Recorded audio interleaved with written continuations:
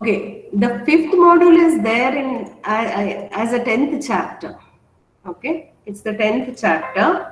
So in that, basically we start with Church-Turing thesis. This is one question. Explain Church-Turing thesis. This is 5 to 6 marks question for you. Okay. Now, basically, it's very simple. Same thing will be told so many times. So just understand, and anyway, you know how to write it multiple times. So the beginning of Turing machine itself, once I talked about this, okay, that is any algorithmic procedure, if it can be carried out by human or computer, it can also be carried out by a Turing machine, right? So, which means that Turing machine is just a mathematical model of an algorithm. So, every Turing machine will have an algorithm, and every algorithm can be represented using a Turing machine. If there is an algorithm which is based on decidable problem, then Turing machine definitely solves that problem. Now, what is decidable? Decidable means where there is a solution, that is you either accept it or reject it. So, for example, yes or no, those are called as decidable. So, if algorithm is decidable, then Turing machine can solve that problem. So, what is Church-Turing thesis? Actually talks about is every function which would naturally be regarded as a computable can be computed by a Turing machine. Whatever we talked till now, formally it's written like that. Okay. So any computation which can be performed by a Turing machine, okay, any computation that you can do mechanically can also be done by a Turing machine. Okay. So as I said, decidable means what? Decidable is, for example, does the sun rises in east? The answer is yes, so it is decidable, right?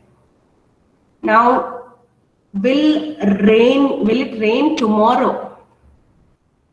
Again, you have yes or no options, okay? Will I die tomorrow? Is it decidable? As of now, it won't be decidable. So, any question where you can either accept or reject is decidable. Otherwise, we call it as undecidable. Okay. Now, let us take, basically, now what we'll do is in this chapter, we are going to have only theorems and proofs. And tomorrow, I'll do one problem also. But these theorems are so simple, but if you read by yourself, you might not even continue reading it. So just listen to me like it's a story or whatever. Okay. So very simple. See, there are some definition regarding decidability. Okay.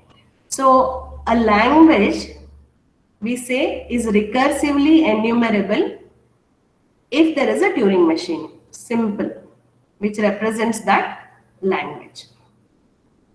There is second definition, a language is recursive, again, if there exists a Turing machine which satisfies two properties. That is, either a string, if there is a string which belongs to this language, it will be accepted and the Turing machine halts.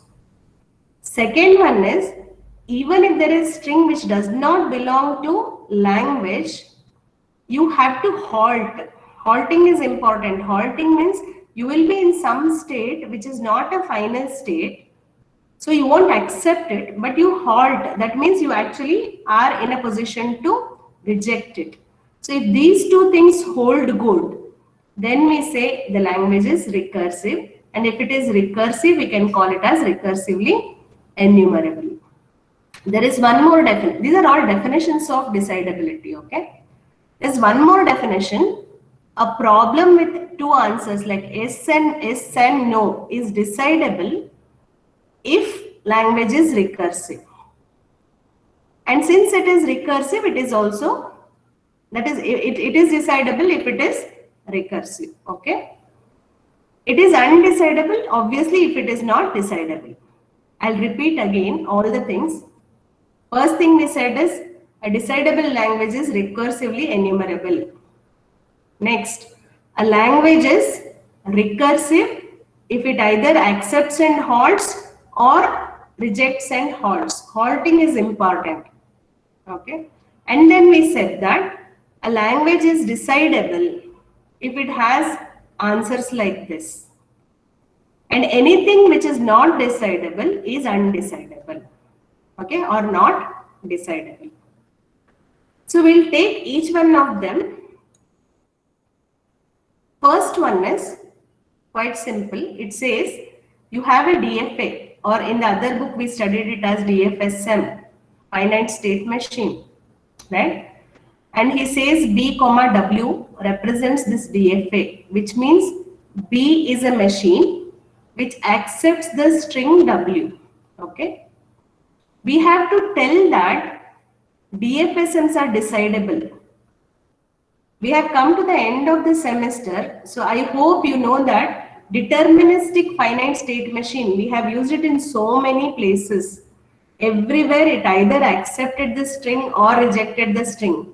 There is no way that it went into infinite loop, right? So you have to prove it in this chapter, that's all, that it is decidable. And obviously we are studying the extension of Turing machine. So to prove that it is decidable or not, we are going to take help of Turing machines. In simple terms, here in this theorem, we have to prove that the DFSM is decidable. Okay, DFSM is decidable. So as we saw the definition, if it is decidable, we have to halt, correct? So we have to use this DFSM and construct a Turing machine which always halts. So how do we do that? Okay, how do we construct the machine which halts? Simple. I hope the definition was clear. It was B comma W, right? DFSM is B and string is W. See, DFSM, I told you, will always end in some state, right?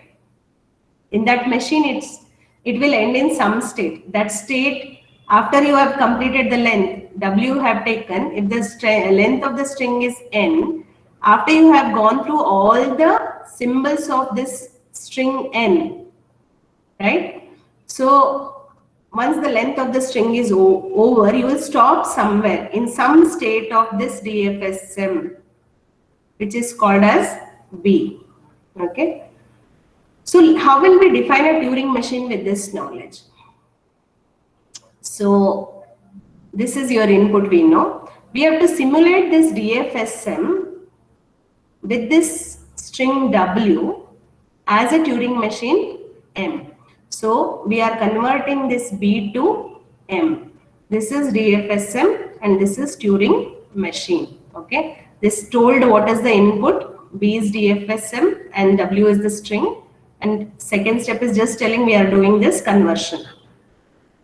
And the third step tells that we are talking about decidability. So if after I simulate this machine, once I simulate means what? I'm going to write the deltas for the Turing machine. When I do that, if the simulation ends in an accepting state in B, so B is a DFSM which has many states, Q, in which some of them are accepting states. So when you did the simulation, if it ends up in an accepting state of B, then we say M accepts W, otherwise M rejects W. Okay. So this is basically what we are going to do. So let us just talk about it a little bit more. So obviously this BW, we know it's a DFSM, which means it has quintuple, right? Q, input symbols, delta, Q naught initial state, and F is set of final states. In the other textbook, I think F was written as A. They are same, okay? So we have this. Now, first thing is the Turing machine. M is Turing machine. Remember, Turing machine has to check whether B comma W is a valid input. If it is not, then it should be rejected and halted. If it is valid input, if it is a valid input, what the machine will do is, the machine will write the initial state Q0 and the leftmost input symbol of W. For example, if your string was AB, ABB, something like that, or if you take number of zeros followed by number of ones, then in the Turing machine, your first transition will be Q0 on 0. That's what we mean, okay? And then you have to update the state. So from Q0 on this input, to which state you are going to go.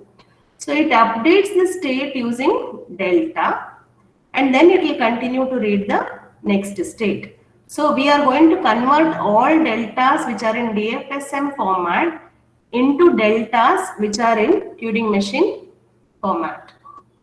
Okay. So when we do this simulation, when we do this conversion, if at all this W, when we end, I have taken 0, 0, 1, 1, 1, 1 like that. So when I ultimately come to the last one, I will be in some state. If that is an accepting state, right, in the actual DFSM, then this Turing machine will accept it. Otherwise, Turing machine will reject it. Okay. So this is the proof for the first one. That is, we took DFSM and we use Turing machine, right? And we say it is decidable. Decidable because it halts. Anything that halts is decidable. Rejection also is decidable. Acceptance is also decidable. We have one more proof. Earlier we did for DFSM. Now we are proving it for a CFG, context free grammar. Okay. So you have a grammar G and the input string is W. And we are saying that this context free grammar will accept that input W, and we have to prove that it is decidable. Okay. So far you understood, no? All DFSMs which we design are, any problem that they solve are decidable problems. Okay. Similarly, anything for which you have written a context-free grammar, we are going to prove that they are also decidable. Again, we are going to make use of a Turing machine itself for this. Now, before move on to that, any context-free grammar can be written in a Chomsky's normal form. So, what is a Chomsky's normal form? You remember this, right? So, something like this. That is a non-terminal giving rise to two non-terminals or a single terminal. So he says, take a CFG and convert it into the Chomsky's normal form. So if you have W, then let us say the length of W is K. So maximum how many steps are required for you? So since each non-terminal can when you are expanding, it can expand into two non-terminals. So if the length is K, at the maximum you will require 2K minus 1 steps. If it's in CNF, I hope this is clear. Why 2K minus 1? Because in the last step you will convert it into a terminal anyway when you go on expanding. So before that, you are going to expand it into two non-terminals. So if the length of the string is K, then at the maximum you will require 2K steps. You can take the length as 3 A's and you can check it if you want. Okay. So because I have two non-terminals, then I'll require C also. And if you can put it like this and you can see an example and solve it. All right. So you will just require 2K minus 1 steps. So that means to check whether the input string W of length K is present in the language or not, it's always enough to check the 2K minus 1 step derivations. Okay. So which is finite. So how do I design a Turing machine now which halts? If it halts, it is decidable, right? So how do we design a Turing machine which halts? So assume that G is the grammar. Assume means they have given it in the question itself, right? So assume that G is a CFG and W is the string. And this is the input for the Turing machine M, which we are going to simulate. Let us say K is 0. What do we mean by K is 0? The length of the string is 0, which means we are talking about something star, which means nothing is there, right? So if K is 0, that means you are going to, totally we needed 2K minus 1. So if K is 0, only one step. So we are talking about something like this. I can expand it in one step. Okay.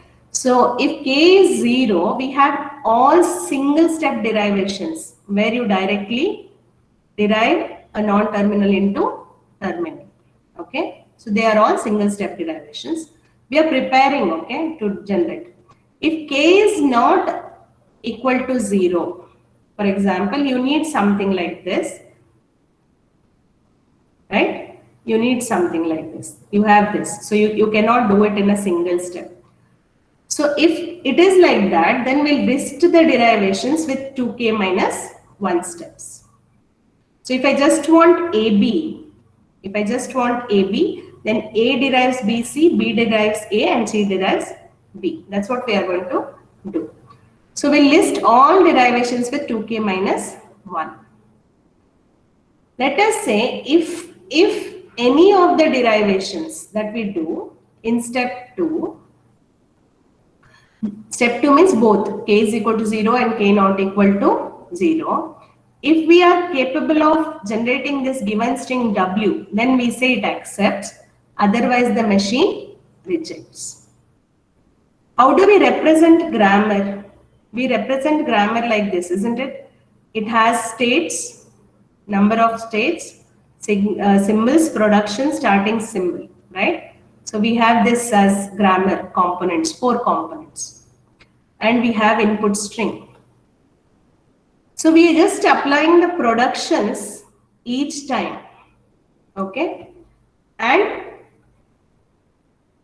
if it ends in an acceptance, that is, if we are able to generate or derive whatever input was given in GW, if we are able to derive this, right, in 2K minus 1 steps, that means it's finite number of steps, then we say it's accepted. Since it is accepted in 2K number of 1 steps, it is decidable. Suppose we are not able to generate in 2K minus 1 steps, but you stop it, isn't it? You have started, at some place you will stop, because you remember it doesn't have any recursion.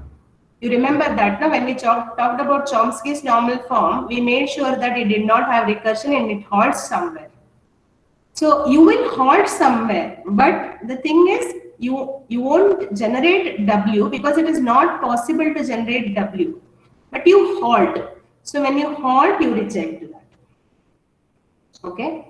So we say M will accept only if it is accepted by a CFG, otherwise it is going to be rejected.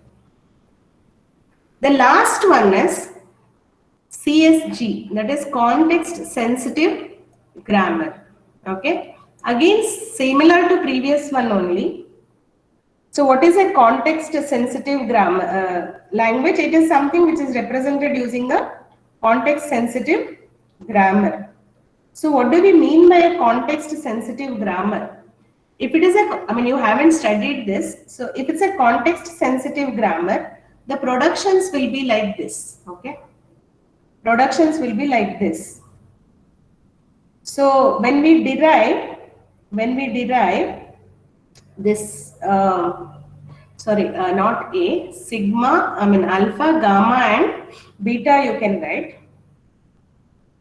1 minute, what did I write? Alpha, A, beta, yeah, derives alpha, gamma, beta. Let us say if this is the derivation, what is the meaning of this? A derives, let us say gamma, we can just a minute, I'll repeat it again. Sorry. Okay. So what I was trying to talk about is context sensitive grammar, which you haven't studied. Context sensitive grammar is one where all productions are like this.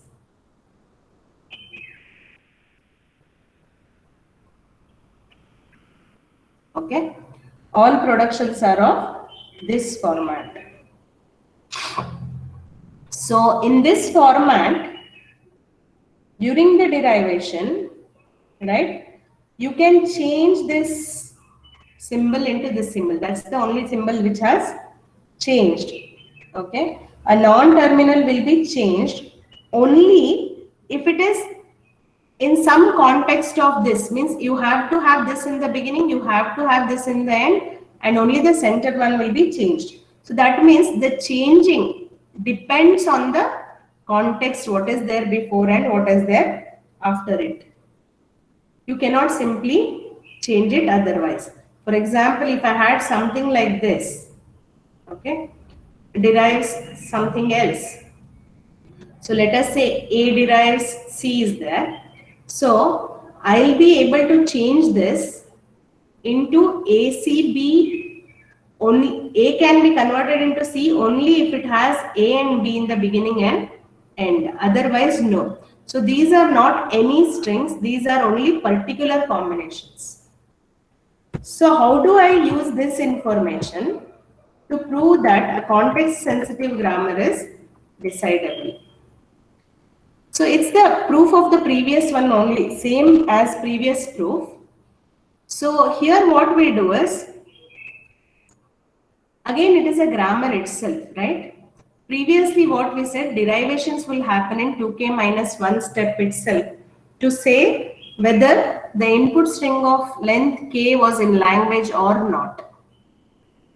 However, in case of context sensitive grammar, what we do is, in the definition we saw this, isn't it, alpha? So we construct this machine, okay, by using fewer than the 2k steps. Means we'll use some natural number k, which we used in the previous example, such that we have wk, which is also equal to wk plus 1, which is also is equal to wk plus 2, etc. So if there is a string which belongs to this language, we say it belongs to this language only if it is present in one of these. That is, if it's present in one of these. So the key idea here is the construction of this wk. The construction of this wk, we use this to construct the Turing machine. So how do I design the Turing machine now? Simple, use that definition itself. Assume G is a context sensitive grammar, W is the input string, right? And the length of that input string is N. This was given in the question itself. So that means what? What is the input for Turing machine? To construct the Turing machine, I am going to use the grammar and I am going to use the W. So as we saw that we can construct W's, W0, W1, W2, etc. So we start constructing the W naught. In W naught, we'll use only the starting state. Next, what we'll do? We'll construct the next one. Let us call it as Wi plus 1. How do I construct W? I mean, I'm generalizing, okay? How do I construct Wi plus 1? Obviously, if I have the previous one, that is Wi, okay? And I am finding the union of that Wi with some string beta, and this is a part of some state and some alphabet, okay? But you have to be sure that because it is context sensitive, in this Wi, you should have this alpha I. And this alpha should be giving rise to beta. And beta should be within the length that we are talking about. So after doing Wi plus 1, you will do Wi plus 2 like this. So every Wk is constructed using Wk plus Wk and Wk plus 1 are constructed for k. Okay. So ultimately in the end, if the string belonged to this WK and it was a part of the grammar, then we say that the Turing machine also accepts this. Otherwise, it rejects the grammar.